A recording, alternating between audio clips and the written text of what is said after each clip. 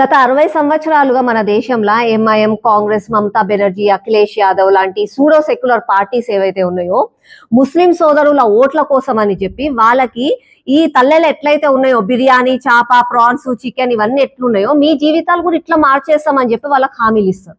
కానీ ఓట్లేసి వాళ్ళు గెలిచి అధికారంలోకి వచ్చిన తర్వాత వడ్డించే సమయంలో మాత్రం వాళ్ళకి తెల్లన్నం తొక్కు పెడతారు. ఇంత ఘోరంగా వాళ్ళ అబద్ధాలు చెప్తున్నారు. ఈ విషయాలు వాళ్ళకు కూడా తెలుసు. అయితే నేను వాళ్ళ అబద్ధాలు అంటే వాళ్ళ అబద్ధాల పై నుంచి వాళ్ళని ఆ మోసాలు ఏందో మీకు తెలియాలనంటే నేను ఈరోజు మీకు వక్ఫ్ బోర్డ్ గురించి చెప్తా. అసలు వక్ఫ్ బోర్డ్ అంటే ఏంది? మన దేశంలో డిఫెన్స్, రైల్వేస్ తర్వాత వక్ఫ్ బోర్డ్ దగ్గర చాలా భూములు ఉన్నాయి. మన దేశంలో ఏ ప్రైవేట్ ఆర్గనైజేషన్స్ ఎవరి దగ్గర కూడా అన్ని భూములు లేవు, కానీ వాళ్ళ దగ్గర ఉన్నాయి.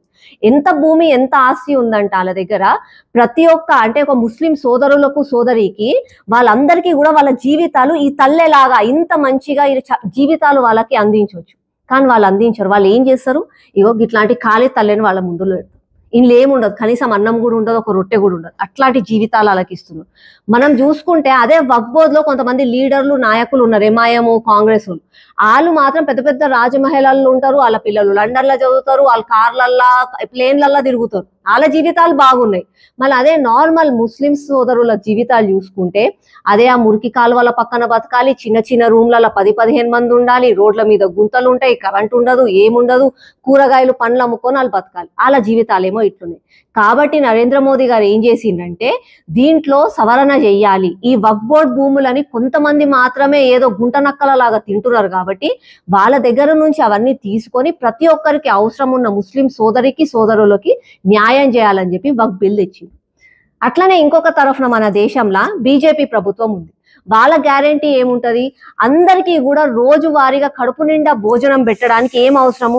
ఇంత రొట్టె, అన్నం, పప్పు, కూర, పెరుగు, చారు ఇవి అవసరం. ఇవి మేము ఇస్తాము అని చెప్పి వాళ్ళు ఖచ్చితంగా చెప్తారు, వాళ్ళు ఇస్తారు కూడా. అది మోదీ గ్యారంటీ. ఈ విషయాలు ప్రతి ఒక్కరికి తెలుసు. నేను రీసెంట్ గా రంజాన్ రోజు ఒకరిని కలిసిన, వాళ్ళని అడిగిన, బైసాబ్ మీరు ఇవన్నీ తెలుసు కూడా కదా, మీరు ఎందుకు ఓట్లు వాళ్ళకి ఎందుకు ఓటేస్తారు అని అన్న.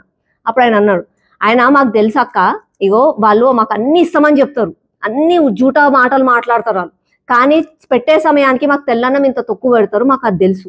కానీ అయినా సరే మోదీ గ్యారంటీ గురించి కూడా మాకు తెలుసు. కానీ అయినా సరే ఓటేయడానికి మేము లోపలికి పోయినప్పుడు మా చెయ్యి ఎందుకో వాళ్ళ దగ్గరికే పోతుంది, వాళ్ళకే ఓటేస్తాం మేము.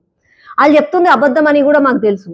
అదేదో ప్రేమతో మాత్రం మేము ఓటేయము, ఏదో ఒక మజ్బూరీకి, ఒక భయము, ఒక ఏమంటారు, ఒక ఇన్సెక్యూరిటీ వల్ల మేము వాళ్ళకు ఓటేస్తాము. వాళ్ళు మోసం చేస్తున్నారని తెలిసినా కూడా మేము వాళ్ళకు ఓటేస్తాము. రాబోయే కాలంలో ఆ మార్పు చూస్తారు, మాలో కూడా ప్రజలలో కూడా మార్పు వస్తుంది, దేశాన్ని కూడా మేము కూడా నిర్మించడంలో మంచిగా ముందుకు వస్తామని చెప్పి ఆ రోజు ఆయన చెప్పిన తర్వాత నేను అడిగిన, అసలు మీకు భయం ఎందుకు అని అన్నా. అంటే ఏమో అక్క, ఏమన్నా బీజేపీ అధికారంలోకి వస్తే అదొస్తే ఇదొస్తే మీరు మమ్మల్ని బతకనియరు, అల్లా మేము చేస్తారు అంటే మొత్తము అగ్గిగుండంగా మారిపోతుంది దేశం అని చెప్పి భయం వేస్తుంది మాకు అని అంటే నేను అన్న 370 ఆర్టికల్ వచ్చినప్పుడు ఏమైంది? ఏమన్నా అయిందా? ఏం కాలేదు. యూసీసీ వచ్చింది. అప్పుడు ఏమన్నారు, అరే మన ముస్లింలని మొత్తం సిటిజన్షిప్ తీసేసుకుంటారు, వాళ్ళని పంపించేస్తారు అన్నారు. ఎవరన్నా పంపించినామా? పంపిలే. ట్రిపుల్ తలాక్ వచ్చింది, ఏమన్నా అయ్యిందా? మళ్ళీ రామ జన్మభూమి కట్టినప్పుడు కూడా అరే మేము ఒప్పుకోమే, మేము అది చేస్తాం రోడ్ల మీదకి వస్తామన్నారు. ఎవరు వచ్చిండ్రు? ఎవరు రాలే. అందరు ఎవరి ఇంట్లో వాళ్ళు ఉన్నారు, ఎవరు తిండి వాళ్ళు తింటున్నారు, ఎవరంతా వాళ్ళు మంచిగా ఉన్నారు. మొన్న వక్ఫ్ బిల్ వచ్చింది నిన్న, అప్పుడు కూడా ఏం కాలే. అట్లనే దేశం మంచిగా ఉంటది, ఏం ఎవరికి కాదు అని అంటే మేము కూడా అందరం కూడా ఆలోచిస్తాం అక్క, సహకరిస్తాం, రాబోయే కాలంలో మార్పు మీరే చూస్తారు అని చెప్పి మాత్రం ఆయన చెప్పింది.